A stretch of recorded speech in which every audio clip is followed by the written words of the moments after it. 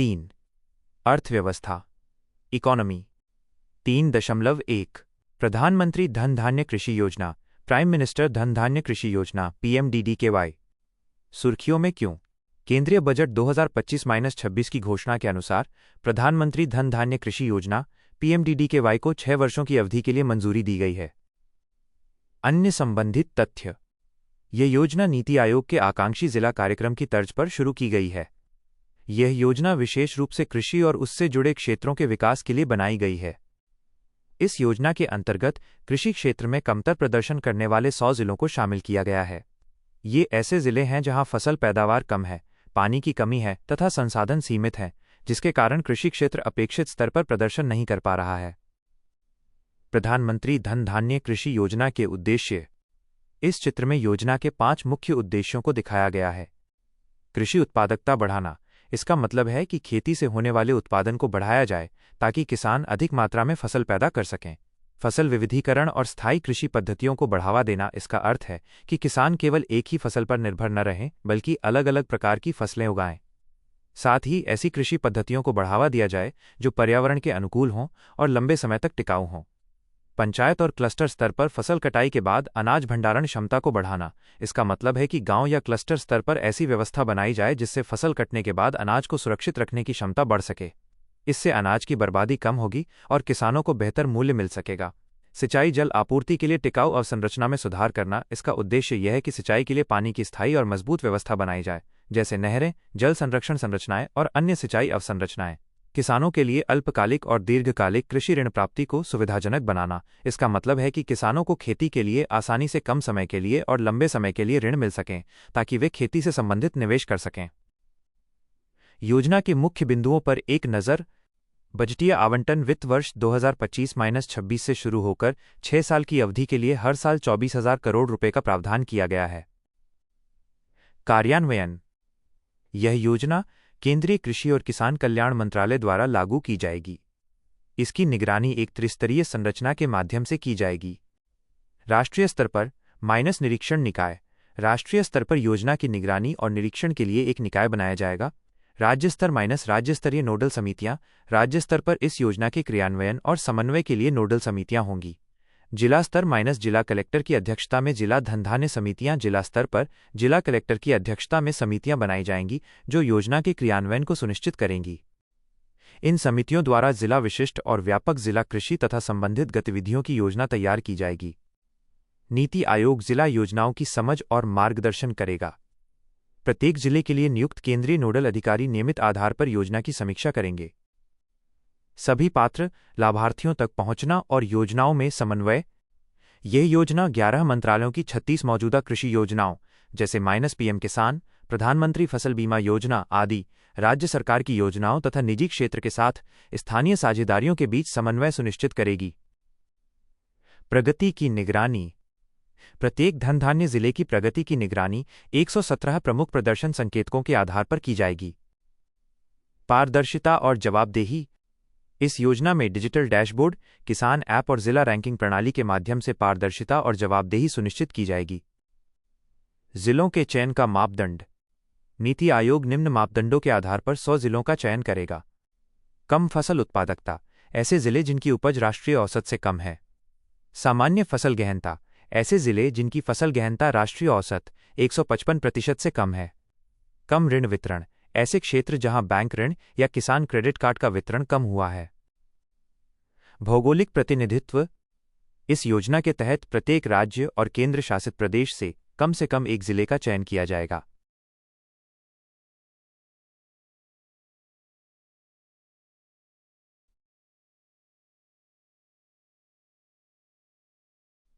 प्रधानमंत्री धन धान्य कृषि योजना का महत्व। यह भाग 1 टेबल तालिका के रूप में दिया गया है। इस तालिका में 3 कॉलम है। पहला कॉलम कृषि की समस्याएं, दूसरा कॉलम जिम्मेदार कारक और तीसरा कॉलम PMDDKY के प्रावधान को बताता है। नीचे उसी क्रम में पूरी जानकारी समझाई जा रही है। 1. कम फसल उत्पादकता। जिम्मेदार कारक। इस समस्या के पीछे कई कारण बताए गए हैं। मिट्टी की उर्वरता कम हो जाना, खेती के पुराने तरीकों का उपयोग करना और सिंचाई की सुविधा उपलब्ध न होना प्रमुख कारण हैं। इसके साथ ही भूमि का आकार भी छोटा होना एक महत्वपूर्ण कारण है। लगभग 86% किसानों के पास 2 हेक्टेयर से कम भूमि है, एनएसएसओ 2019, इसलिए वे बड़े पैमाने पर आधुनिक कृषि तकनीकों का उपयोग नहीं कर पाते। उदाहरण, बिहार के सीतामढ़ी जिले में धान की औसत पैदावार 1.8 टन प्रति हेक्टेयर है, जो कि राष्ट्रीय औसत 2.7 टन प्रति हेक्टेयर से कम है।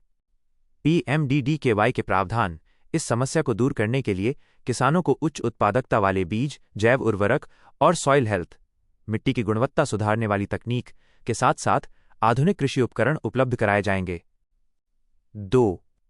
सिंचाई की कमी। जिम्मेदार कारक भारत की 52% कृषि भूमि सिंचाई के लिए मानसूनी वर्षा पर निर्भर है। इसका मतलब है कि यदि मानसून ठीक नहीं होता तो फसलों को नुकसान होता है। उदाहरण, बुंदेलखंड में 2023 के सूखे के दौरान लगभग 30% फसलें बर्बाद हो गईं। पीएमडीडीकेवाई के प्रावधान सूखा क्षेत्रों में साल भर खेती संभव बनाने के लिए ड्रिप सिंचाई और स्प्रिंकलर सिंचाई प्रणालियां उपलब्ध कराई जाएंगी। 3. वित्तीय सहयोग की कमी। जिम्मेदार कारक कई बार किसानों के पास आधुनिक खेती के लिए जरूरी संसाधन नहीं होते। उच्च गुणवत्ता वाले बीज, जैव उर्वरक और ट्रैक्टर थ्रेशर जैसे आधुनिक उपकरण महंगे होते हैं, इसलिए किसान उन्हें खरीद नहीं पाते। पीएमडीडीकेवाई के प्रावधान किसानों को किसान क्रेडिट कार्ड, केसीसी और नाबार्ड के माध्यम से सब्सिडी और ऋण की सुविधा प्रदान की जाएगी। 4. भंडारण की कमी। जिम्मेदार कारक। आयकर 2023 के अनुसार टमाटर और आम जैसी लगभग 20% फसलें कोल्ड स्टोरेज की सुविधा की कमी के कारण खराब हो जाती हैं। पीएमडीडीकेवाई के प्रावधान गांव और ब्लॉक स्तर पर गोदाम और कोल्ड स्टोरेज की सुविधाएं विकसित की जाएंगी ताकि फसल खराब न हो और किसानों को नुकसान न उठाना पड़े। 5. किसानों की कम आय। जिम्मेदार कारक कई बार किसानों को बाजार की सही जानकारी नहीं मिलती। इसके अलावा वे बिचौलियों पर निर्भर रहते हैं, जिससे उन्हें अपनी फसल का पूरा लाभ नहीं मिल पाता। पीएमडीडीकेवाई के प्रावधान दाल और सब्जियों जैसी उच्च मूल्य वाली फसलों की खेती को प्रोत्साहित किया जाएगा। इसके साथ ही ईनम और नई पीएमडीडीकेवाई ऐप जैसे डिजिटल प्लेटफॉर्म के माध्यम से किसानों को खरीदारों से सीधे जोड़ा जाएगा। 6. असंतुलित कृषि पद्धतियां। जिम्मेदार कारक कई जगहों पर रसायनों और कीटनाशकों का अत्यधिक उपयोग किया जाता है। इसके अलावा किसान एक ही फसल की खेती पर अधिक निर्भर रहते हैं, जिससे मिट्टी की गुणवत्ता और पर्यावरण पर नकारात्मक प्रभाव पड़ता है। पीएमडीडीकेवाई के प्रावधान जैव उर्वरकों के उपयोग को बढ़ाया जाएगा। इसके साथ ही जल बचाने वाली सिंचाई पद्धतियों और जलवायु अनुकूल फसलों की खेती को अपनाने पर जोर दिया जाएगा। 7. प्रशिक्षण और कौशल विकास की कमी। जिम्मेदार कारक कई किसानों में निरक्षरता और जानकारी की कमी होती है। इसके अलावा कौशल विकास कार्यक्रमों में महिलाओं की भागीदारी भी कम होती है। पीएमडीडीकेवाई के प्रावधान निःशुल्क कार्यशालाएं आयोजित की जाएंगी। इन कार्यशालाओं का आयोजन कृषि विज्ञान केंद्र केवीके, कृषि विश्वविद्यालय और निजी साझेदारों के द्वारा किया जाएगा। इनमें किसानों को आधुनिक खेती, ड्रोन उपयोग और मधुमक्खी पालन जैसी सहायक गतिविधियों के बारे में प्रशिक्षण दिया जाएगा। विश्व के उदाहरणों से सीखना इस योजना के अंतर्गत किसानों को विदेशों के आधुनिक कृषि मॉडल से सीखने का अवसर भी दिया जाएगा। इजरायल ड्रिप सिंचाई, जापान प्रिसिजन फार्मिंग और नीदरलैंड ग्रीनहाउस तकनीक जैसे देशों में 500 किसानों को प्रशिक्षण के लिए भेजा जाएगा और इसका पूरा खर्च सरकार द्वारा उठाया जाएगा। महिला सशक्तिकरण। इस योजना के अंतर्गत 10,000 महिला कृषि उत्पादक समूहों को प्रशिक्षण और ऋण उपलब्ध कराया जाएगा। इसके साथ ही डेयरी, जैविक खेती जैसी गतिविधियों के लिए कृषि मंडी से जोड़ने में भी सहायता की जाएगी। निष्कर्ष।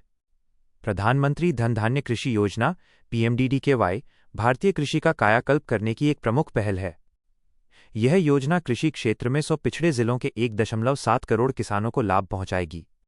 सिंचाई, भंडारण, ऋण, प्रशिक्षण, बाजार तक पहुंच और आधुनिक तकनीक के माध्यम से ये योजना लघु किसानों, महिलाओं और युवाओं को सशक्त बनाती है तथा संधारणीय और लाभकारी खेती को प्रोत्साहित करती है।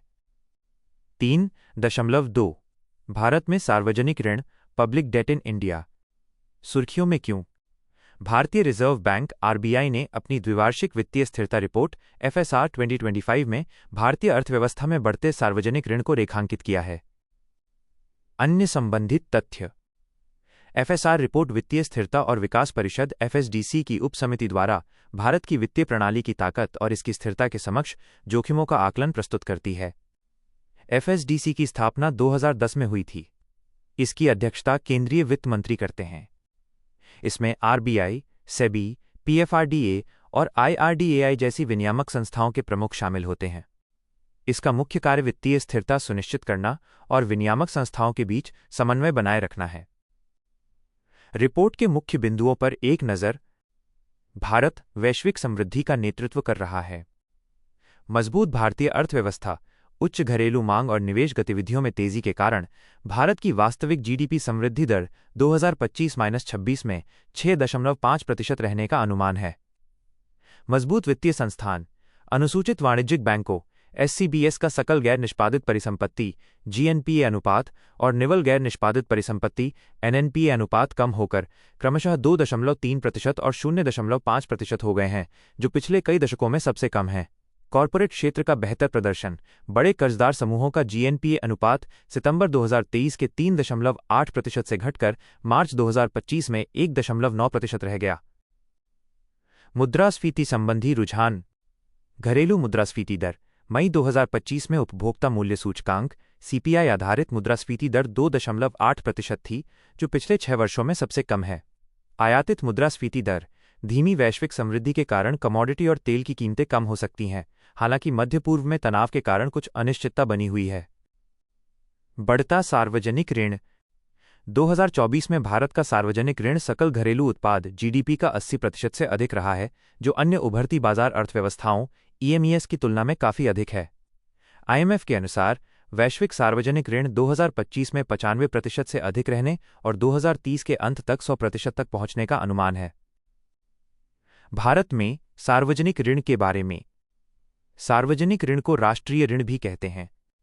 ये सरकार तथा सार्वजनिक क्षेत्र की अन्य संस्थाओं द्वारा निजी क्षेत्र और विदेशी सरकारों से लिए गए ऋण की कुल संचित राशि होती है। ये पूरा भाग उसी क्रम, उसी हेडिंग और उसी जानकारी के अनुसार समझाया जा रहा है जो स्क्रीनशॉट में दी गई है। सार्वजनिक ऋण। सबसे पहले यह बताया गया है कि सार्वजनिक ऋण में केंद्र सरकार और राज्य सरकार दोनों का ऋण शामिल होता है, लेकिन अंतर सरकारी देनदारियां, जैसे एक सरकार का दूसरी सरकार पर बकाया ऋण, इसमें शामिल नहीं होती हैं। सार्वजनिक ऋण 2 प्रकार का हो सकता है। 1. आंतरिक इंटरनल ऋण।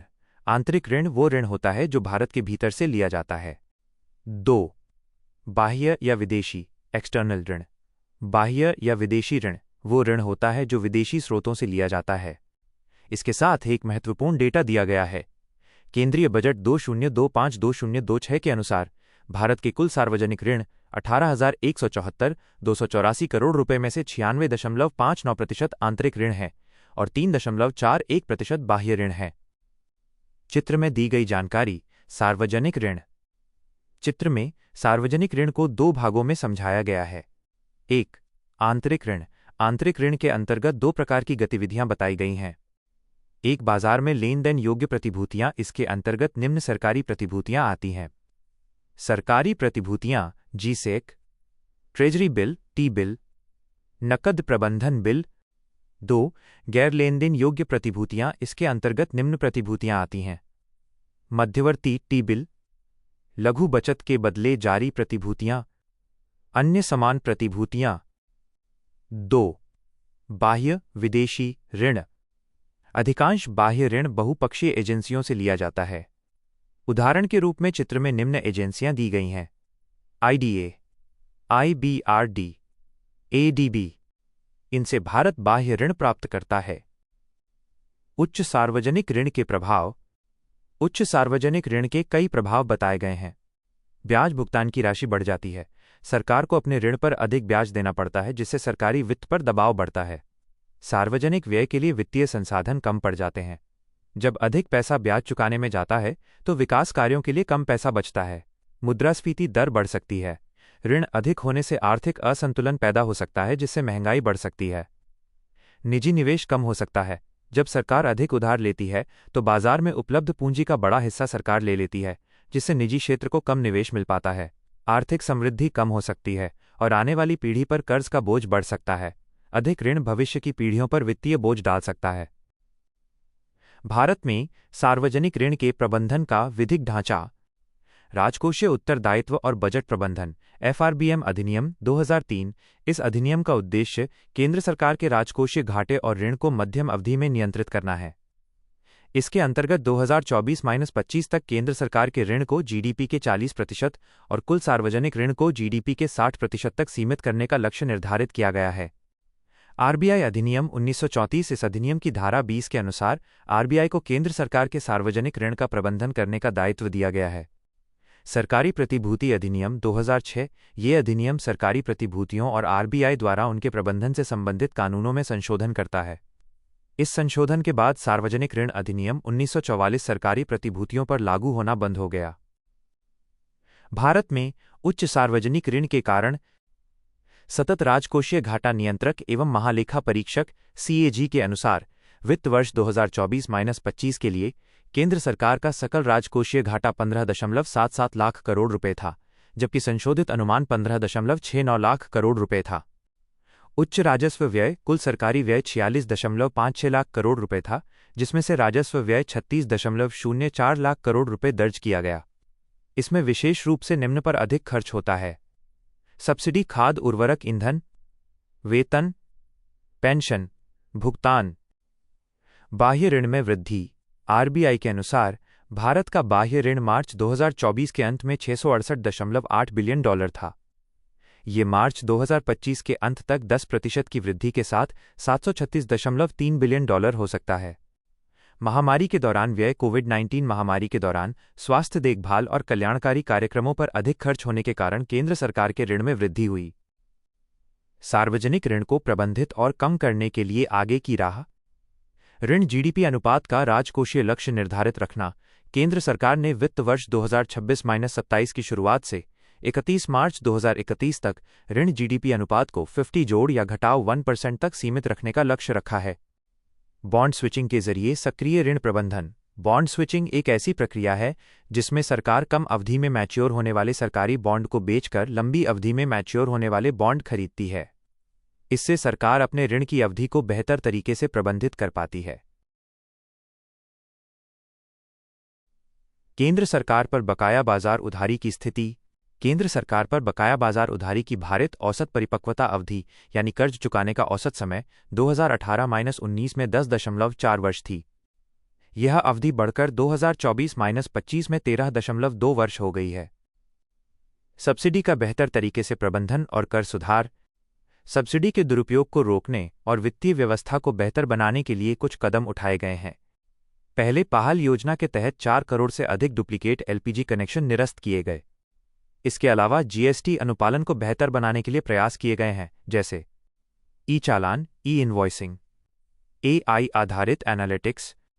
इन उपायों से कर संग्रह और पारदर्शिता में सुधार लाने का प्रयास किया गया है। सार्वजनिक ऋण प्रबंधन प्राधिकरण की स्थापना। सार्वजनिक ऋण प्रबंधन प्राधिकरण पब्लिक डेट मैनेजमेंट अथॉरिटी की स्थापना का उद्देश्य ये है कि आरबीआई अपने मुख्य कार्यों पर अधिक ध्यान दे सके। इससे आरबीआई को विशेष रूप से इन कार्यों पर ध्यान केंद्रित करने में मदद मिलेगी। मौद्रिक नीति प्रबंधन, बैंकों का विनियमन। निष्कर्ष: लगातार राजकोषीय घाटे और अधिक सरकारी खर्च के कारण भारत का सार्वजनिक ऋण उच्च स्तर पर बना हुआ है। हालांकि इस ऋण ने आर्थिक समृद्धि और कल्याण कार्यक्रमों को जारी रखने में मदद की है, लेकिन अब यह राजकोष पर बोझ बनता जा रहा है। यदि सार्वजनिक ऋण लंबे समय तक बहुत अधिक बना रहता है तो इससे जोखिम भी उत्पन्न हो सकते हैं। इसलिए आगे चलकर ऋण स्तर को कम करने और दीर्घकालिक विकास को समर्थन देने के लिए कुछ महत्वपूर्ण कदम आवश्यक होंगे, जैसे लक्षित राजकोषीय संयम, राजस्व जुटाने में सुधार, सरकारी व्यय का प्रभावी प्रबंधन। 3.3 भारत में लोगों की रोजगार प्राप्ति क्षमता और कौशल विकास। Employability and skilling in India. सुर्खियों में क्यों? हाल ही में केंद्रीय मंत्रिमंडल ने रोजगार से जुड़ी प्रोत्साहन योजना ईएलआई को मंजूरी दी है। इस योजना से ये उम्मीद की जा रही है कि युवाओं की रोजगार प्राप्ति क्षमता बढ़ेगी, कौशल का विकास होगा, निजी क्षेत्र में उनकी नौकरी सुरक्षित होने में मदद मिलेगी। रोजगार से संबंधित प्रोत्साहन ईएलआई योजना। इस योजना को 2 भागों में समझाया गया है। भाग ए- पहली बार रोजगार प्राप्त कर्मचारियों के लिए प्रोत्साहन। पात्रता। इस योजना के अंतर्गत वे कर्मचारी पात्र होंगे जो ईपीएफओ कर्मचारी भविष्य निधि संगठन में पहली बार पंजीकृत कर्मचारी हों, जिनका वेतन 1 लाख रुपए प्रति माह तक हो। लाभ: कर्मचारी को 1 महीने का ईपीएफ वेतन अधिकतम 15,000 रुपये दिया जाएगा। यह राशि 2 किस्तों में दी जाएगी। पहली किस्त लगातार 6 महीने नौकरी करने के बाद, दूसरी किस्त 12 महीने नौकरी करने के बाद और वित्तीय साक्षरता कार्यक्रम के सफल समापन के बाद। भुगतान प्रणाली। भुगतान आधार ब्रिज भुगतान प्रणाली एबीपीएस के माध्यम से प्रत्यक्ष लाभ अंतरण डीबीटी के जरिए किया जाएगा। भाग बी- नियोक्ताओं के लिए प्रोत्साहन कवरेज। इस योजना का उद्देश्य सभी क्षेत्रों में, विशेषकर विनिर्माण क्षेत्र में अतिरिक्त रोजगार सृजन को प्रोत्साहित करना है। नियोक्ता पात्रता। इस योजना के लिए वही नियोक्ता पात्र होंगे जिनकी प्रतिष्ठान ईपीएफओ में पंजीकृत हो। अतिरिक्त भर्ती के लिए लाभ। प्रत्येक अतिरिक्त कर्मचारी के लिए वित्तीय सहायता दी जाएगी, बशर्ते कि वह कर्मचारी कम से कम 6 महीने तक नौकरी पर बना रहे। मुख्य शर्तें। वेतन सीमा। प्रोत्साहन प्राप्त करने के लिए कर्मचारी का वेतन 1 लाख रुपये प्रति माह तक होना चाहिए। अतिरिक्त भर्ती मानदंड।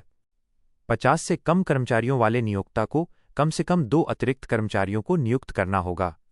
50 या उससे अधिक कर्मचारियों वाले नियोक्ता को कम से कम 5 अतिरिक्त कर्मचारियों को नियुक्त करना होगा।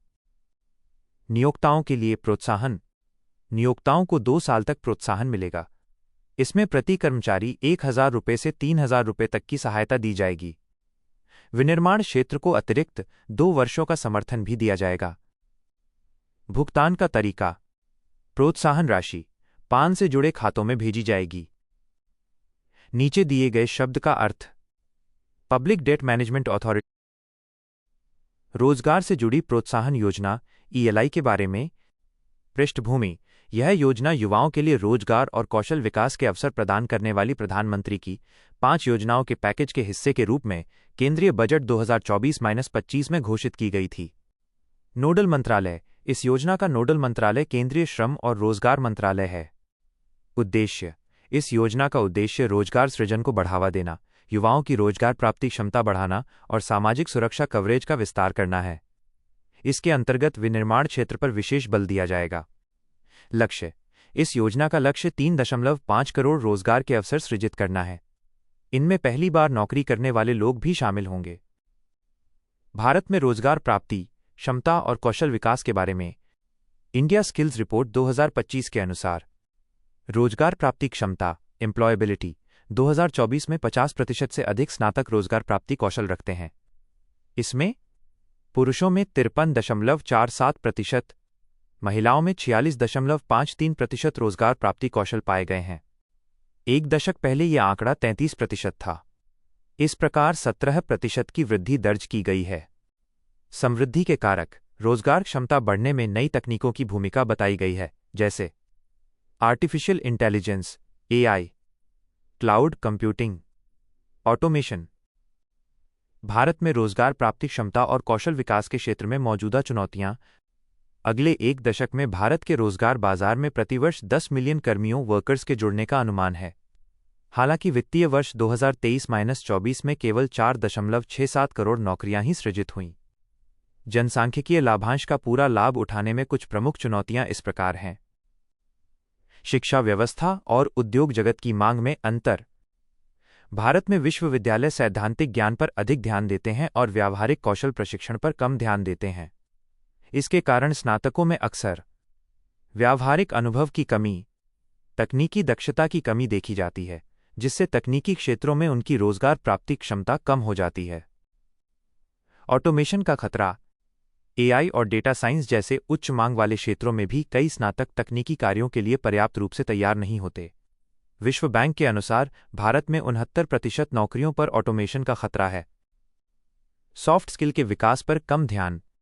आज के समय में संचार कौशल, टीम वर्क और आलोचनात्मक सोच जैसे सॉफ्ट स्किल्स का महत्व बढ़ रहा है, लेकिन अभी भी कई विश्वविद्यालयों के पाठ्यक्रमों में इन पर पर्याप्त ध्यान नहीं दिया जाता। इससे विश्वविद्यालयों से निकलने वाले कई स्नातक ऐसे होते हैं जिनमें तकनीकी दक्षता की कमी, कार्यस्थल पर प्रगति के लिए जरूरी पारस्परिक संवाद कौशल की कमी दोनों देखने को मिलती हैं। रोजगार प्राप्ति क्षमता बढ़ाने और कौशल विकास के लिए प्रमुख पहलें। स्किल इंडिया मिशन सिम, इसे केंद्रीय कौशल विकास और उद्यमिता मंत्रालय द्वारा शुरू किया गया है। इस पुनर्गठित योजना में निम्न कार्यक्रम शामिल हैं। प्रधानमंत्री कौशल विकास योजना PMKVY 4.0।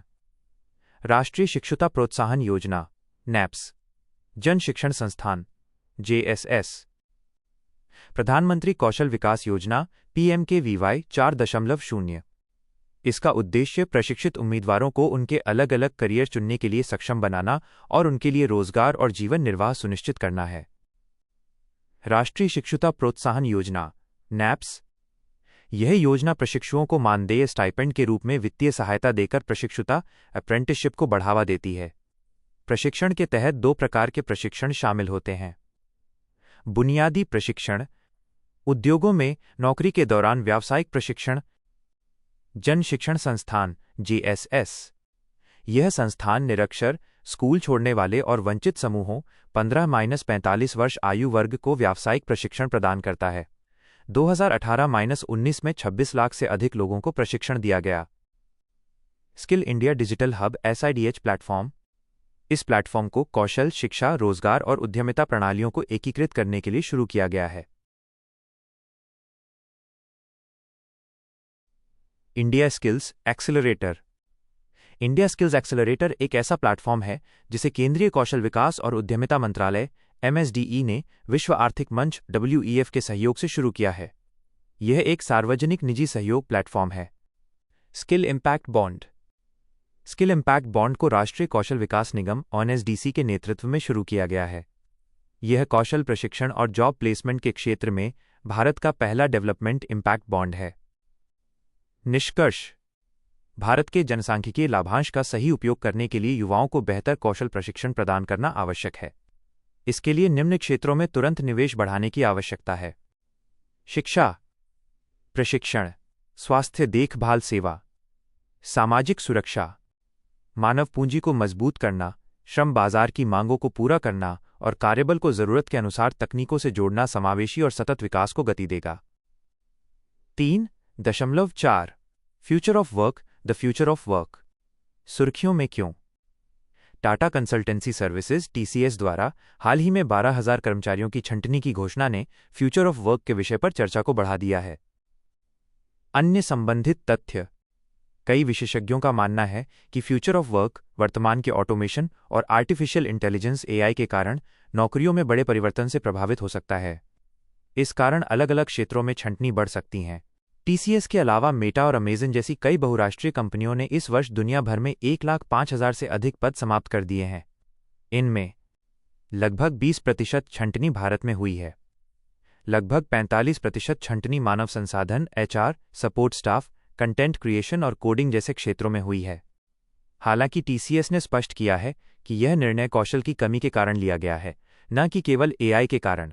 फिर भी यह स्थिति वर्तमान और आने वाले वर्षों में युवाओं की रोजगार प्राप्ति क्षमता और फ्यूचर ऑफ वर्क को लेकर चिंताएं पैदा करती है।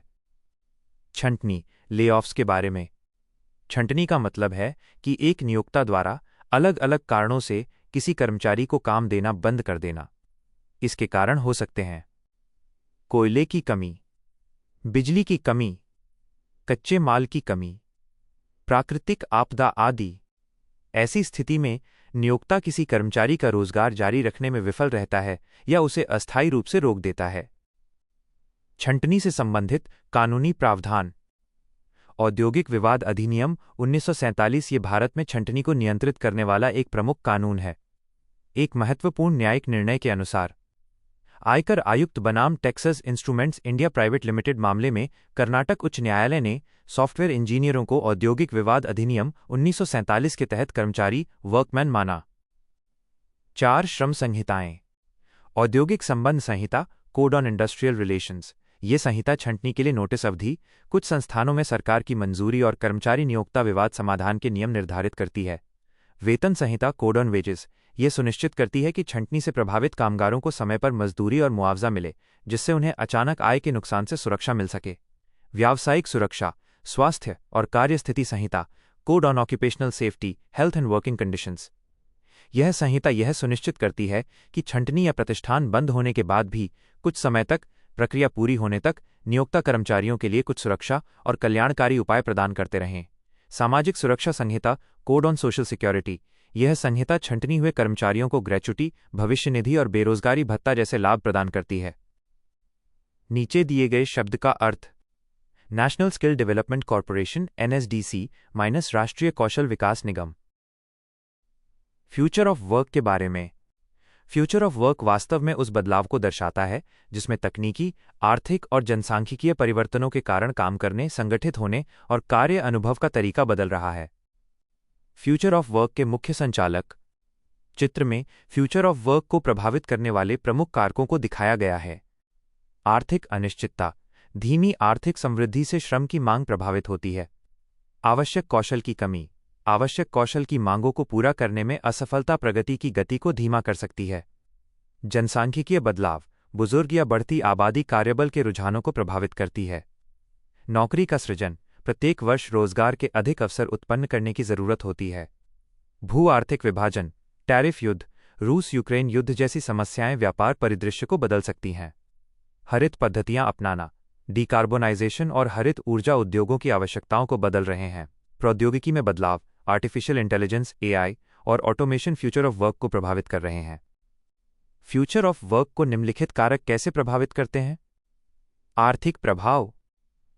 नौकरी के प्रकारों में बदलाव। लगभग 170 मिलियन नई नौकरियां सृजित होने का अनुमान है। परंपरागत और नियमित नौकरियों की जगह उच्च कौशल, ज्ञान आधारित और सेवा आधारित कार्यों की मांग बढ़ रही है, जैसे बिग डेटा विशेषज्ञ, फिनटेक इंजीनियर। जिन नौकरियों पर खतरा है। माइक्रोसॉफ्ट के शोधकर्ताओं के अनुसार लेखन, अनुसंधान और संचार से जुड़ी नौकरियों, जैसे अनुवादक, पत्रकार और इतिहासकार की जगह AI ले सकता है। उत्पादकता में वृद्धि। मैकिन्से की रिपोर्ट के अनुसार जनरेटिव AI हर साल अर्थव्यवस्था में लगभग 2.6-4.4 ट्रिलियन डॉलर जोड़कर उत्पादकता को बढ़ा सकता है।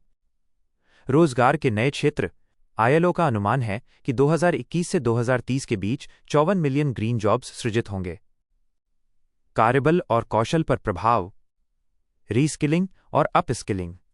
भविष्य की जरूरतों के अनुसार कार्यबल को एनालिटिकल थिंकिंग, क्रिएटिव थिंकिंग और चुनौतियों से निपटने के कौशल सीखने की जरूरत होगी। कौशल में बदलाव। विश्व आर्थिक मंच WEF के अनुसार 2030 तक 39% कार्यबल के मूल कौशल में बदलाव आएगा। सामाजिक प्रभाव। असमानता की चिंताएं।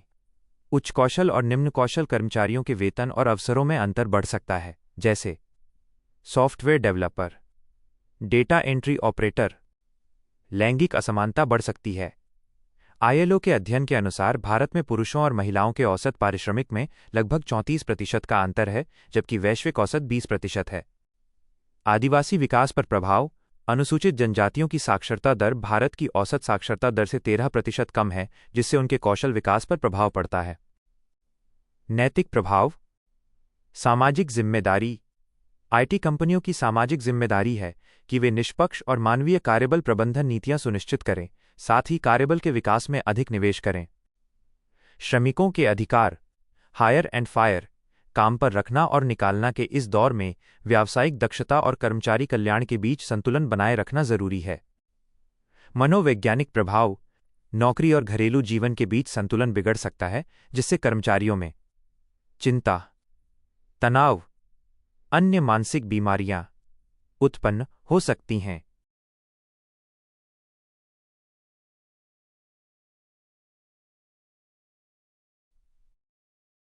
फ्यूचर ऑफ वर्क के लिए सरकार द्वारा की गई पहलें। स्किलिंग, अपस्किलिंग और रीस्किलिंग। प्रधानमंत्री कौशल विकास योजना PMKVY। यह योजना शॉर्ट टर्म ट्रेनिंग STT के माध्यम से कौशल विकास प्रशिक्षण प्रदान करती है। इसके साथ ही recognition of prior learning RPL के माध्यम से लोगों को अपस्किलिंग और रीस्किलिंग के अवसर दिए जाते हैं। Future skills prime. यह NASSCOM तथा केंद्रीय इलेक्ट्रॉनिक्स और सूचना प्रौद्योगिकी मंत्रालय MEITY की एक डिजिटल कौशल पहल है। इसका उद्देश्य भारत को डिजिटल प्रतिभा वाला राष्ट्र बनाना है। नई और उभरती प्रौद्योगिकियों को अपनाने के लिए पहलें। AI फॉर इंडिया 2030 पहल। ये पहल केंद्रीय इलेक्ट्रॉनिक्स और सूचना प्रौद्योगिकी मंत्रालय द्वारा शुरू की गई है। राष्ट्रीय interdisciplinary cyber physical system mission on NMICPS। यह मिशन भारत सरकार के विज्ञान और प्रौद्योगिकी विभाग द्वारा शुरू किया गया है। इसका उद्देश्य नए क्षेत्रों में स्टार्टअप, मानव संसाधन और स्किल सेट को बढ़ावा देना है। स्वास्थ्य देखभाल और सेहतमंदी के लिए पहल। राष्ट्रीय टेली मानसिक स्वास्थ्य कार्यक्रम national tele mental health programme. इस कार्यक्रम का उद्देश्य मानसिक रोगियों को बेहतर काउंसलिंग और बेहतर देखभाल सेवाएं प्रदान करना है। निष्कर्ष: व्यावसायिक प्रतिस्पर्धा और कार्यबल के कल्याण के बीच संतुलन बनाना आवश्यक है। इसके लिए निम्न क्षेत्रों में लगातार निवेश करना चाहिए: कौशल विकास, सामाजिक सुरक्षा, नैतिक कॉर्पोरेट पद्धतियां, ताकि ये सुनिश्चित किया जा सके कि फ्यूचर ऑफ वर्क समावेशी, मजबूत और न्यायसंगत बना रहे। नोट: कार्यस्थल स्वचालन वर्कप्लेस ऑटोमेशन के बारे में और अधिक जानकारी के लिए अप्रैल 2025 मासिक समसामयिकी के आर्टिकल 6.1 को देखें। 3.5 अनुसंधान, विकास और नवाचार आरडीआई योजना, research development and innovation -RDI scheme. सुर्खियों में क्यों? हाल ही में केंद्रीय मंत्रिमंडल ने 1 लाख करोड़ रुपए की निधि वाली अनुसंधान, विकास और नवाचार आरडीआई योजना को मंजूरी दी। अनुसंधान, विकास और नवाचार आरडीआई योजना के बारे में। नोडल विभाग: इस योजना का नोडल विभाग भारत सरकार का विज्ञान और प्रौद्योगिकी विभाग है। योजना के प्रमुख उद्देश्य: निजी क्षेत्र को प्रोत्साहित करना।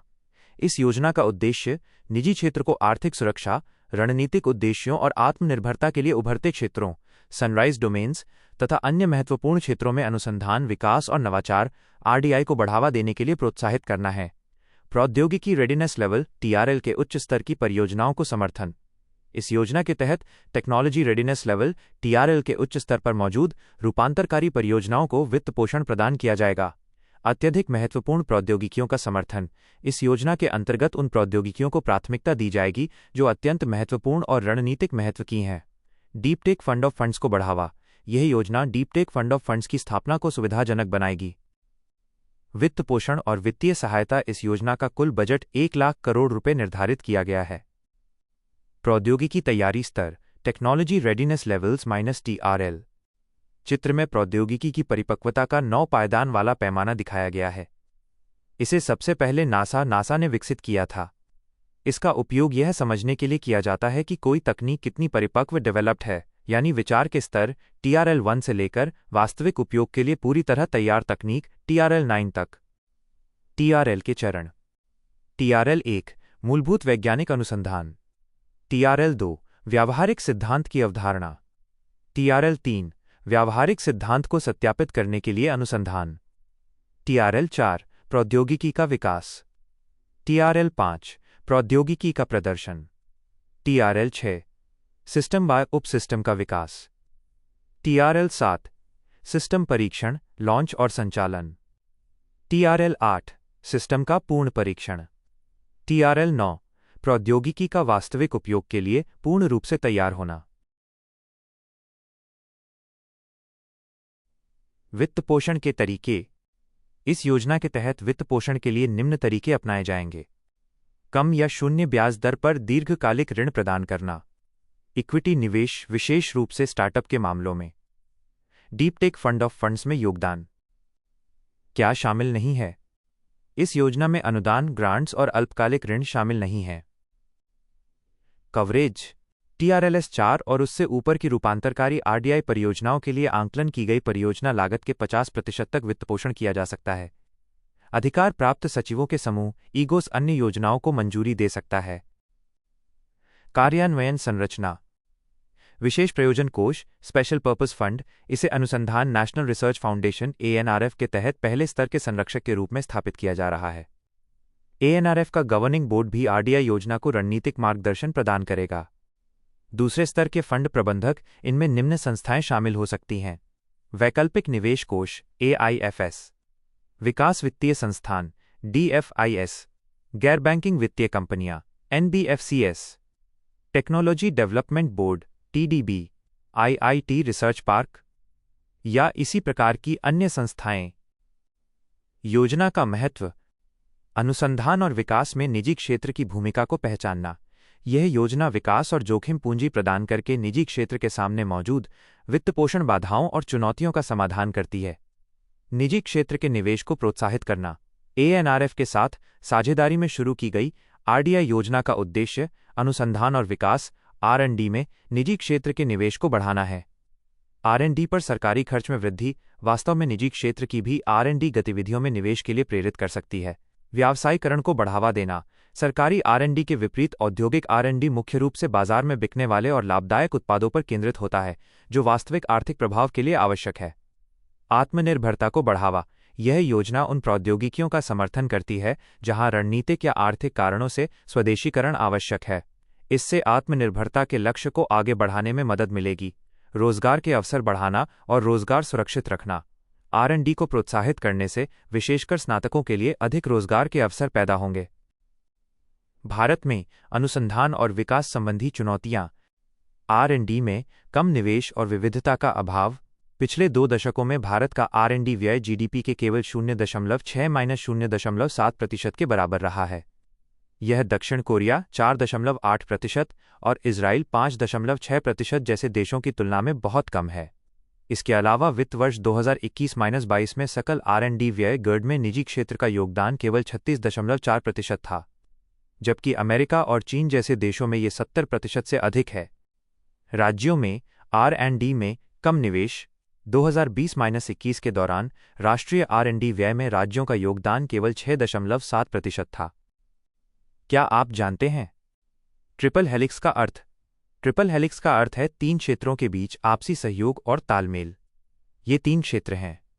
1. विश्वविद्यालय बाय अकादमिक क्षेत्र जो ज्ञान और शोध में संलग्न होते हैं। 2. उद्योग जो व्यावसायिक वस्तुओं के उत्पादन और उन्हें बाजार में बेचने पर ध्यान देता है। 3. सरकार बाय नीति जो ऐसा बाजार और नियामक परिवेश बनाती है जिससे आर्थिक और सामाजिक विकास को बढ़ावा मिले। नीचे दिए गए शब्दों के अर्थ। स्पेशल पर्पस फंड माइनस विशेष प्रयोजन कोष। Alternate investment funds AIFS minus वैकल्पिक निवेश कोष। Development finance institutions DFIS minus विकास वित्तीय संस्थान। Gross expenditure on research and development JERD minus अनुसंधान और विकास पर कुल व्यय।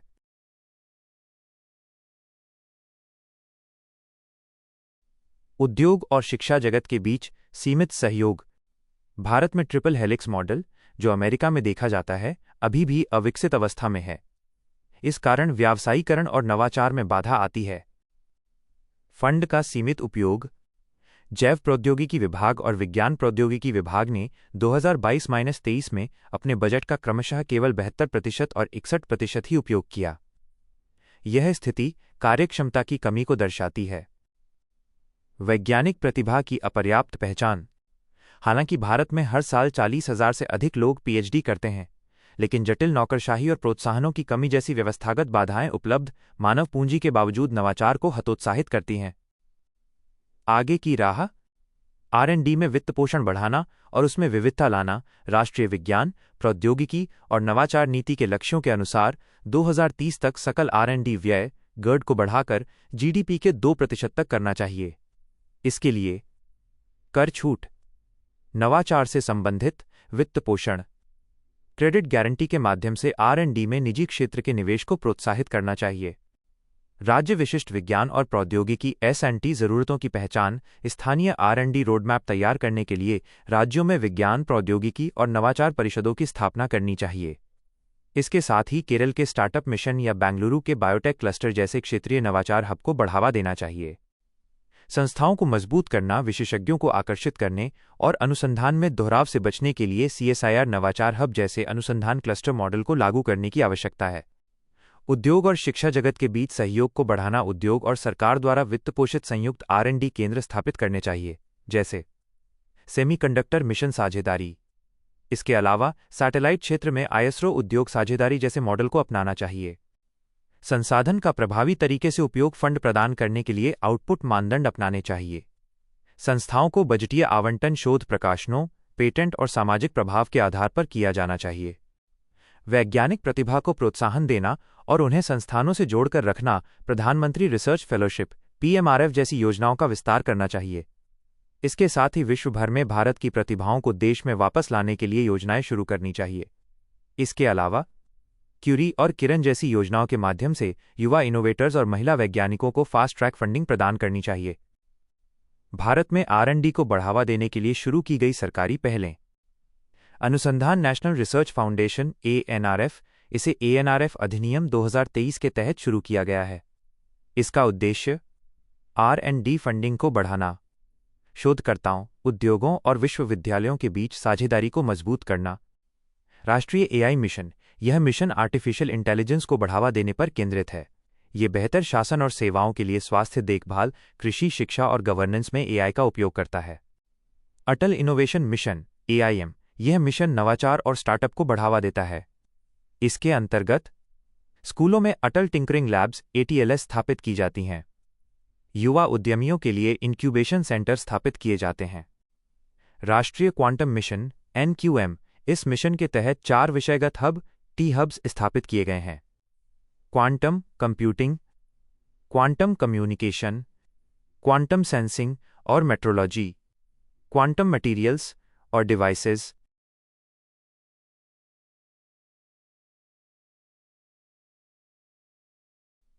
3.6 भारत में वित्तीय समावेशन, फाइनेंशियल इंक्लूजन इन इंडिया।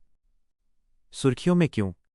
भारतीय रिजर्व बैंक RBI का वित्तीय समावेशन सूचकांक FI इंडेक्स 2025 में बढ़कर 67 हो गया है, जो 2021 से अब तक 24.3% की वृद्धि दर्शाता है। अन्य संबंधित तथ्य। FI इंडेक्स देश भर में वित्तीय समावेशन का मापन करता है। इसमें बैंकिंग, निवेश, बीमा, पेंशन आदि क्षेत्रों को शामिल किया जाता है। सूचकांक में हुई वृद्धि इसके तीनों उपसूचकांकों पहुंच, एक्सेस, उपयोग, यूसेज और गुणवत्ता, क्वालिटी में हुई प्रगति को दर्शाती है। वित्त वर्ष 2025 में FI इंडेक्स में सुधार का कारण मुख्य रूप से उपयोग और गुणवत्ता से जुड़े पहलुओं में सुधार है। ये दर्शाता है कि वित्तीय समावेशन और वित्तीय साक्षरता से जुड़ी पहलें मजबूत हो रही हैं। वित्तीय समावेशन सूचकांक के बारे में। RBI का FI इंडेक्स भारत में वित्तीय समावेशन की एक व्यापक तस्वीर प्रस्तुत करता है। योजना आयोग 2009 ने वित्तीय समावेशन को उचित लागत पर अलग अलग वित्तीय सेवाओं तक सार्वभौमिक पहुंच के रूप में परिभाषित किया था। इन सेवाओं में बैंकिंग, बीमा और इक्विटी उत्पाद शामिल हैं। सूचकांक का स्कोर ये 0 से 100 के पैमाने पर मापा जाता है। 0 का अर्थ है कि व्यक्ति वित्तीय सेवाओं से पूरी तरह वंचित है। 100 का अर्थ है पूर्ण वित्तीय समावेशन। कोई आधार वर्ष नहीं, ये सूचकांक 2021 से हर साल जारी किया जा रहा है। यह वर्षों में वित्तीय समावेशन की दिशा में सभी हितधारकों के योगदान और प्रगति की जानकारी देता है। सूचकांक की संरचना। इसमें 3 व्यापक पैरामीटर उपसूचकांक शामिल हैं। प्रत्येक उपसूचकांक के लिए भारांश निर्धारित हैं और इनके कई संकेतक होते हैं। तालिका में दी गई जानकारी। उपसूचकांक, संकेतक, भारांश, घटक। 1. पहुंच, एक्सेस 35%। यह वित्तीय समावेशन के आपूर्ति पक्ष को दर्शाता है। यह बैंकिंग, डिजिटल पेंशन और बीमा सेवाओं में भौतिक एवं डिजिटल अवसंरचना की उपलब्धता पर केंद्रित होता है। 2. उपयोग, यूसेज 45%। यह वित्तीय समावेशन के मांग पक्ष का प्रतिनिधित्व करता है। यह मापता है कि व्यक्ति कितनी बार वित्तीय अवसंरचना का उपयोग करता है। उदाहरण, UPI लेनदेन की संख्या। 3. गुणवत्ता, क्वालिटी 19-20%। यह वित्तीय समावेशन की गुणवत्ता का आकलन करता है। यह नागरिकों को वित्तीय उत्पादों, उनके अधिकारों और प्रभावी शिकायत निवारण तंत्र के बारे में शिक्षित करने के प्रयासों को दर्शाता है। भारत में वित्तीय समावेशन को बढ़ावा देने वाले प्रमुख कारक। सरकार की पहलें। प्रधानमंत्री जन धन योजना PMJDY 2014, इसके तहत 56 करोड़ से अधिक बैंक खाते खोले गए हैं। राष्ट्रीय वित्तीय समावेशन रणनीति NSFI 2019-2024, ये वित्तीय सेवाओं तक सबकी पहुंच सुनिश्चित करने के लिए एक रोड मैप प्रदान करती है। आधार, इसने KYC प्रक्रियाओं को सरल बनाया है। इससे बैंक खाते खोलने में सहायता मिली और प्रत्यक्ष लाभ अंतरण DBT को प्रभावी और सुगम बनाया गया। डिजिटल इंडिया, इस पहल ने डिजिटल वित्तीय सेवाओं तक पहुंच का विस्तार किया है। प्रौद्योगिकी की परिवर्तनकारी भूमिका। यूनिफाइड पेमेंट्स इंटरफेस UPI विशेष रूप से 18-35 वर्ष की आयु के ग्रामीण और अर्धशहरी भारत के लगभग 38% व्यक्तियों के लिए UPI ऑनलाइन लेनदेन का सबसे पसंदीदा माध्यम है। जम ट्रिनिटी जन धन आधार मोबाइल, इसने मोबाइल के बढ़ते उपयोग का लाभ उठाने के लिए आवश्यक डिजिटल पब्लिक गुड्स अवसंरचना प्रदान की है। यह डिजिटल वित्तीय समावेशन का आधार बन गई है। आर्टिफिशियल इंटेलिजेंस एआई और मशीन लर्निंग एमएल एआई से संबंधित credit scoring, chatbots, voice assistant, धोखाधड़ी का पता लगाना आदि के माध्यम से वित्तीय सेवाओं में क्रांति आ रही है। वित्तीय संस्थानों की भूमिका। माइक्रोफाइनेंस संस्थान एमएफआईएस। माइक्रोफाइनेंस ग्राहकों के मामलों में भारत विश्व में दूसरे स्थान चीन के बाद पर है। 140 मिलियन से अधिक लोग इस नेटवर्क का लाभ उठा रहे हैं। स्व सहायता समूह एसएचजीएस। भारत में 2023 तक 13.4 मिलियन से अधिक एसएचजीएस हैं। इनमें से 84.25% महिलाएं द्वारा संचालित हैं, जो 160 मिलियन परिवारों को लाभ प्रदान करते हैं। ये बचत और ऋण के लिए प्लेटफॉर्म प्रदान करते हैं। वित्तीय साक्षरता को बढ़ावा देते हैं। अधिक ब्याज दर वाले अनौपचारिक ऋण पर निर्भरता कम करते हैं। बैंक सखी महिला business correspondents last mile service delivery में योगदान करती हैं। वाणिज्यिक बैंक। आरबीआई ने कृषि और एमएसएमईएस जैसे महत्वपूर्ण क्षेत्रों को प्राथमिकता क्षेत्र ऋण और पीएसएल देने का अनिवार्य प्रावधान बनाया है। वित्तीय समावेशन का महत्व। चित्र में वित्तीय समावेशन के 5 प्रमुख महत्व बताए गए हैं। सतत विकास लक्ष्यों एसडीजीएस की प्राप्ति। यह आर्थिक समृद्धि और रोजगार को बढ़ावा देता है। उद्यमिता को समर्थन, ऋण और पूंजी तक पहुंच, सुरक्षित बचत और बेहतर भुगतान सेवाएं उपलब्ध कराता है। अनुकूलन क्षमता का विकास। यह जलवायु प्रतिरोधी ढांचों में निवेश करने और संधारणीय कृषि पद्धतियां अपनाने में मदद करता है। डिजिटल परिवर्तन और नवाचार। यह वित्तीय समावेशन को बढ़ावा देने के लिए आवश्यक है। ग्रामीण विकास को बढ़ावा। यह ऋण, बचत, बीमा और प्रत्यक्ष लाभ अंतरण जैसी सुविधाएं प्रदान करता है। वित्तीय समावेशन के लिए चुनौतियां। निष्क्रिय बैंक अकाउंट्स। 2021 में भारत में लगभग 35% बैंक खाते निष्क्रिय थे। इसके कारण हैं बैंकों पर विश्वास की कमी, बैंक की अधिक दूरी, अपर्याप्त धनराशि, खातों का स्वतंत्र रूप से उपयोग करने में समस्याएं, लैंगिक असमानताएं। डिजिटल भुगतान में लैंगिक स्तर पर अंतर बना हुआ है। 45% पुरुषों ने डिजिटल भुगतान किया या प्राप्त किया। महिलाओं में यह अनुपात केवल 32% है। ग्रामीण और भौगोलिक अवरोध। दूरदराज क्षेत्रों में भौतिक अवसंरचना की कमी और कम डिजिटल डिवाइस होने के कारण सभी को बुनियादी बैंकिंग सेवाएं नहीं मिल पा रही हैं। वित्तीय निरक्षरता। महिलाओं में वित्तीय साक्षरता का स्तर पुरुषों की तुलना में कम है, इसलिए शिक्षा में महिलाओं पर विशेष ध्यान देने की आवश्यकता है। Digital divide. इंटरनेट से जुड़े स्मार्टफोन की कमी और कम डिजिटल साक्षरता जैसी तकनीकी बाधाएं कुछ वर्गों को डिजिटल वित्तीय सेवाओं तक पहुंचने से रोकती हैं। ग्रामीण क्षेत्रों में 82% परिवारों के पास स्मार्टफोन है। शहरी क्षेत्रों में 91% परिवारों के पास स्मार्टफोन है। प्रायोरिटी सेक्टर लेंडिंग पीएसएल - प्राथमिकता क्षेत्र ऋण।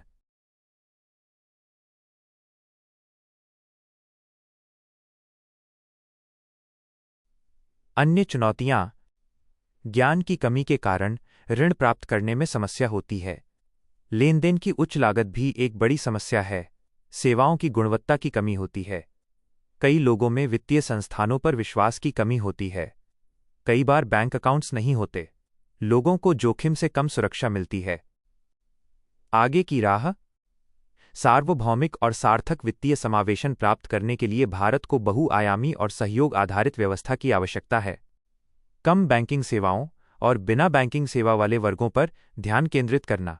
कम बैंकिंग सेवाओं वाले व्यक्तियों के लिए यह लक्ष्य होना चाहिए कि वे अधिक वित्तीय उत्पादों का उपयोग करें। बिना बैंकिंग सेवाओं वाले व्यक्तियों के लिए प्राथमिकता ये होनी चाहिए कि उन्हें सरल आवेदन प्रक्रिया और कम लागत पर बैंक खाते उपलब्ध हों। तकनीक आधारित वित्त प्रणाली विकसित करना। ग्रामीण और दूरदराज क्षेत्रों में व्यक्तिगत, सुलभ और सुरक्षित वित्तीय सेवाएं प्रदान करने के लिए एआई और एडवांस ऑटोमेशन का उपयोग करना चाहिए।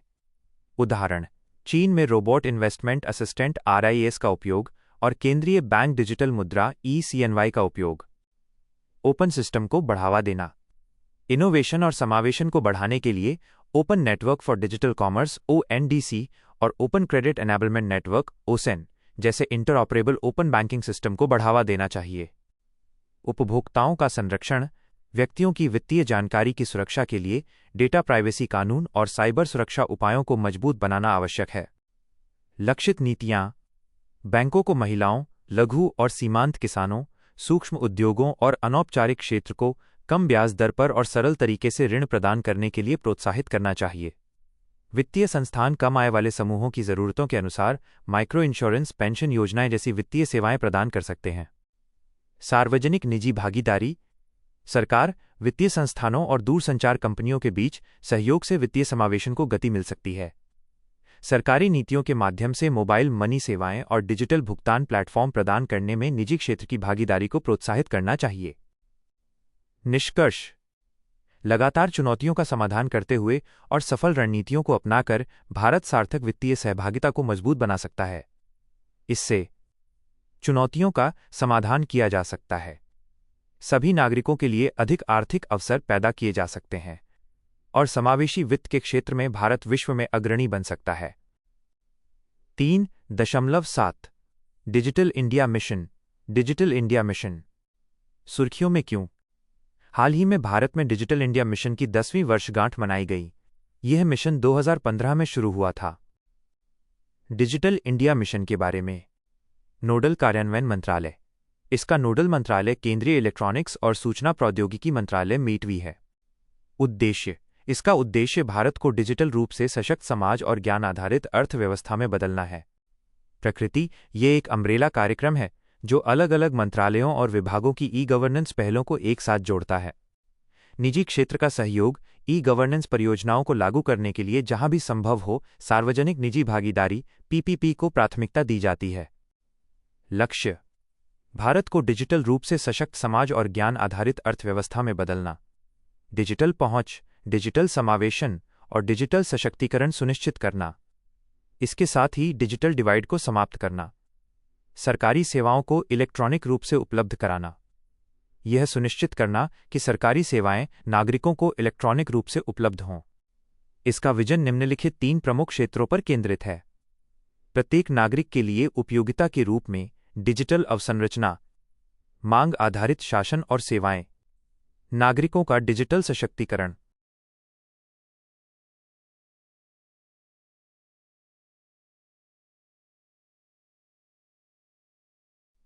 मिशन की प्रमुख उपलब्धियां।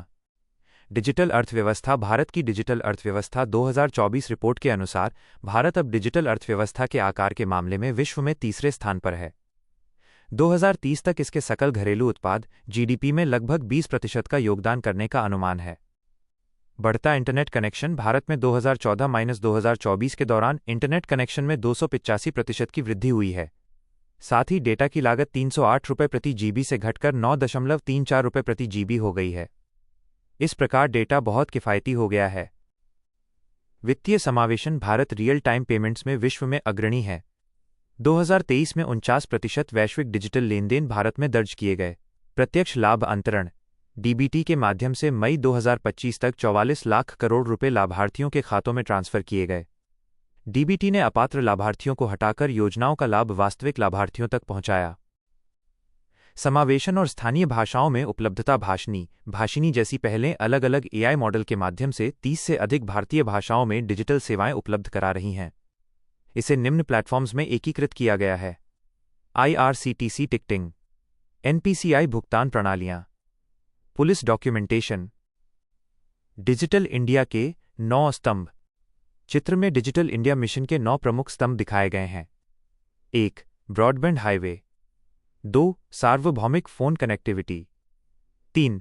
Public internet access programme. 4. Early harvest कार्यक्रम। 5. ई क्रांति - इलेक्ट्रॉनिक माध्यम से सेवाओं की आपूर्ति। 6. सूचना तक सभी की पहुंच। 7. इलेक्ट्रॉनिक्स विनिर्माण - नेट जीरो आयात का लक्ष्य। 8. सूचना प्रौद्योगिकी आईटी में रोजगार। 9. ई गवर्नेंस प्रौद्योगिकी के माध्यम से सरकार की कार्यप्रणाली में सुधार। चुनौतियां जो पूर्ण क्षमता का उपयोग करने में बाधा डालती हैं। डिजिटल साक्षरता की कमी। भारत के केवल 38% परिवार डिजिटल रूप से साक्षर हैं। ऑक्सफैम 2022 के अनुसार शहरी क्षेत्रों में 67% लोग इंटरनेट सेवाओं का लाभ उठा रहे हैं, जबकि ग्रामीण क्षेत्रों में ये केवल 31% है। खराब कनेक्टिविटी और ब्रॉडबैंड गुणवत्ता। आउटेज, कॉल ड्रॉप और कमजोर सिग्नल के कारण कनेक्टिविटी अक्सर अस्थिर रहती है। भारत में ब्रॉडबैंड की परिभाषा अभी भी 2 मेगाबिट प्रति सेकंड है, जबकि वैश्विक मानक 25 मेगाबिट प्रति सेकंड जोड़ है। साइबर सुरक्षा जोखिम। भारत की साइबर विनियामक व्यवस्था अभी मजबूत नहीं है, इसलिए हैकिंग और distributed denial of service DDoS जैसे हमलों का खतरा बना रहता है। डेटा के अनधिकृत उपयोग से होने वाला औसत नुकसान 2025 में 13% बढ़कर $220 मिलियन हो गया।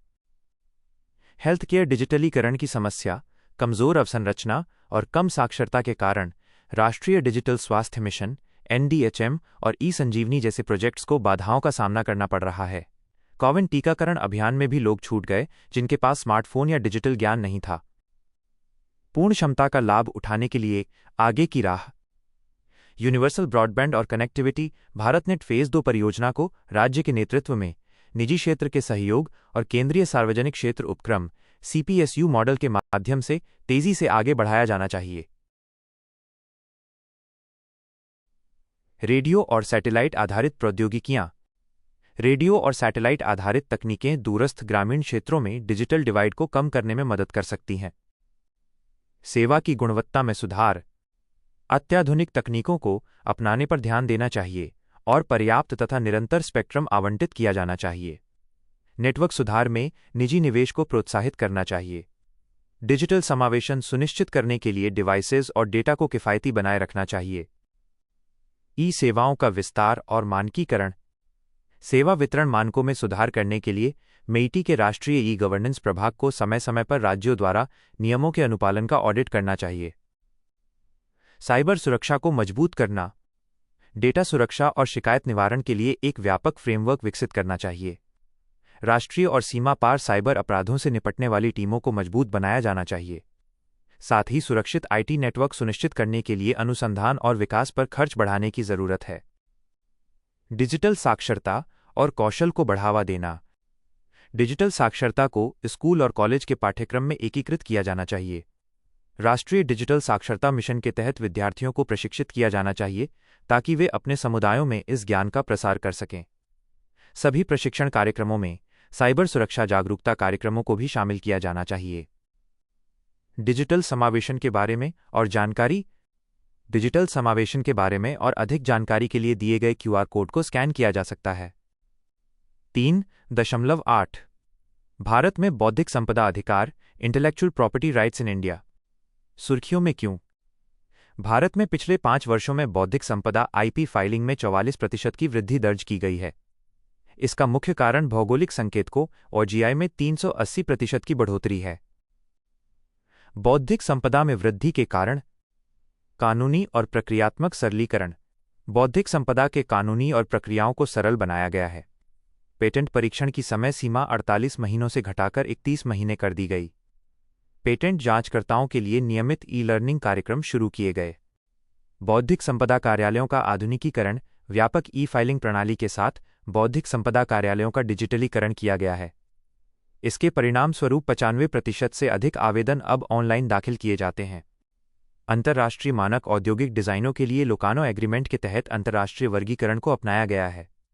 लोकानो एग्रीमेंट एक अंतर्राष्ट्रीय समझौता है जो विश्व बौद्धिक संपदा संगठन WIPO के तहत 1968 में हस्ताक्षरित किया गया था। जागरूकता और क्षमता निर्माण। स्पृहा योजना। इसका उद्देश्य देश भर के उच्च शिक्षा संस्थानों में IPR शिक्षा को एकीकृत करना है। राष्ट्रीय बौद्धिक संपदा IP पुरस्कार उच्च IP निर्माण और उसके व्यावसायीकरण में योगदान देने वाले शीर्ष लोगों को मान्यता दी जाती है और पुरस्कार प्रदान किए जाते हैं। अन्य पहल। शुल्क में छूट। ऑनलाइन फाइलिंग के लिए 10% शुल्क में कमी। डिजिटल पहल। IP सारथी चैटबॉट आवेदकों की सहायता के लिए। IP डैशबोर्ड रियल टाइम आधार पर IP डेटा उपलब्ध कराने के लिए। AI और मशीन लर्निंग AML का उपयोग। भारत की बौद्धिक संपदा IP फाइलिंग से संबंधित तथ्य। चित्र में कुछ महत्वपूर्ण तथ्य दिए गए हैं। भारत ने वर्ष 2024 में सबसे ज्यादा पेटेंट 1,03,057 पेटेंट मंजूर किए। साल 2023 में ट्रेडमार्क फाइलिंग में भारत दुनिया में चौथे स्थान पर रहा, जो 2022 की तुलना में 6.1% ज्यादा है। वैश्विक पेटेंट फाइलिंग WIPO में भारत की रैंकिंग 2020 के 9वें स्थान से बढ़कर 2023 में 6ठे स्थान पर पहुंच गई। World intellectual property organisation WIPO- विश्व बौद्धिक संपदा संगठन। स्प्राइहा स्कीम फॉर पेडागोजी और research in IPRS for holistic education और एकेडेमिया। क्या आप चाहेंगे कि मैं इस दस्तावेज से आपके लिए और अधिक पृष्ठ एक्सट्रैक्ट करूं? बौद्धिक संपदा अधिकार IPR परिभाषा बौद्धिक संपदा अधिकार व्यक्तियों को उनके मस्तिष्क द्वारा उत्पन्न रचनाओं पर दिए गए अधिकार होते हैं। ये आमतौर पर निर्माता को एक निश्चित अवधि के लिए अपनी रचना के उपयोग पर विशेष अधिकार देते हैं। आईपीआरएम व्यवस्था के तहत 8 प्रकार के बौद्धिक संपदा अधिकार शामिल हैं। 1. पेटेंट, 2.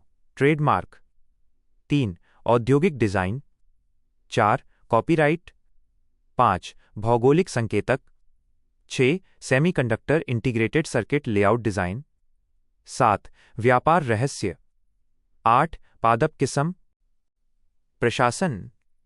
आईपीआर का प्रशासन केंद्रीय वाणिज्य और उद्योग मंत्रालय के अंतर्गत औद्योगिक नीति और संवर्धन विभाग DIP द्वारा किया जाता है। इसे पेटेंट, डिजाइन और ट्रेडमार्क महानियंत्रक द्वारा संचालित किया जाता है। Semiconductor integrated circuit layout design अधिनियम। इस अधिनियम का प्रशासन केंद्रीय इलेक्ट्रॉनिक्स और सूचना प्रौद्योगिकी मंत्रालय MEITY द्वारा किया जाता है। पादप किस्म पर अधिनियम। इस अधिनियम का प्रशासन केंद्रीय कृषि मंत्रालय द्वारा किया जाता है।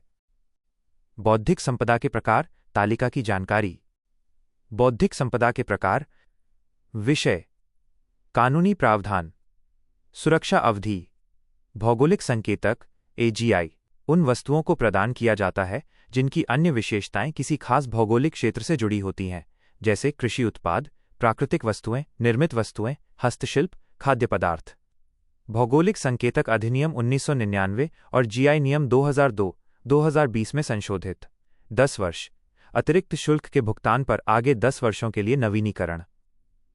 डिजाइन, नया या मूल डिजाइन, मानव नेत्र से दिखने वाली सजावट बाय अदृश्य जिन्हें औद्योगिक रूप से दोहराया जा सकता है।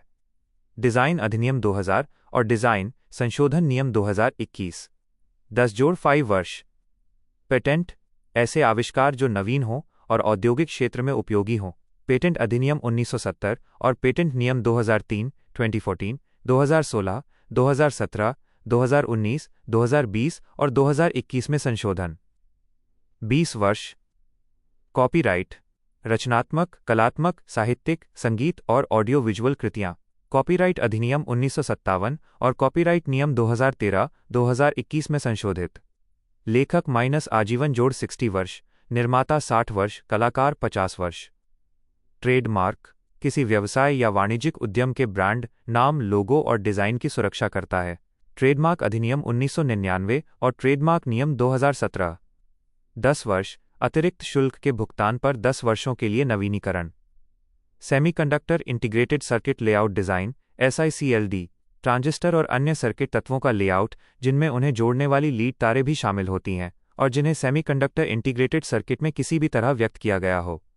Semiconductor integrated circuit layout design अधिनियम 2000 और नियम 2001। 10 वर्ष।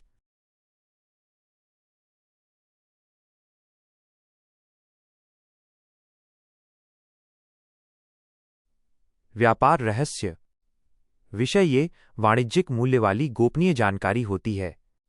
कानूनी प्रावधान इसकी सुरक्षा सामान्य विधि दृष्टिकोण के तहत होती है, जैसे अनुबंध अधिनियम, IP अधिनियम, कॉपीराइट आदि के माध्यम से। सुरक्षा अवधि जब तक गोपनीयता सुरक्षित रहती है। पादप किस्म। विषय इसमें निम्न प्रकार की किस्में शामिल होती हैं। पारंपरिक किस्में और स्थानीय प्रजातियां, लैंड रेसेस। सभी विकसित प्रजातियां, गैर पारंपरिक और गैर स्थानीय प्रजातियां। इनमें वे प्रजातियां शामिल हैं जो 1 वर्ष से अधिक समय से व्यापार उपयोग में हों। 15 वर्ष या 18 वर्ष। वृक्ष और लताओं के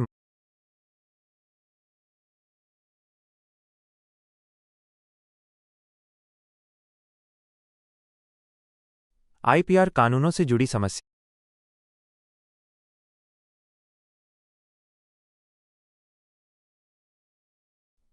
व्यापार रहस्य।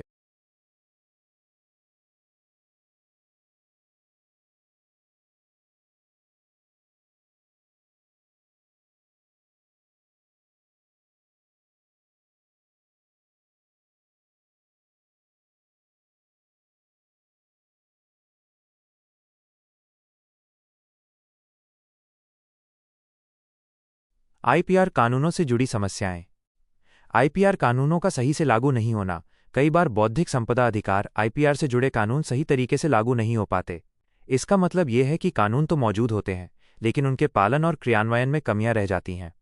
वाणिज्यीकरण की कमी। हालांकि पेटेंट फाइलिंग की संख्या बढ़ रही है, फिर भी बाजार में तैयार उत्पादों की सफलता सीमित रहती है, यानी कई आविष्कार और शोध बाजार में सफल उत्पाद नहीं बन पाते। आगे की राह। राष्ट्रीय आईपीआर नीति की समय समय पर समीक्षा, नवाचार में आने वाली नई और उभरती प्रवृत्तियों को शामिल करने, क्रियान्वयन में आने वाली बाधाओं को दूर करने और नवाचार पारिस्थितिकी तंत्र तथा आईपी वित्त पोषण को बढ़ाने के लिए राष्ट्रीय आईपीआर नीति की नियमित समीक्षा आवश्यक।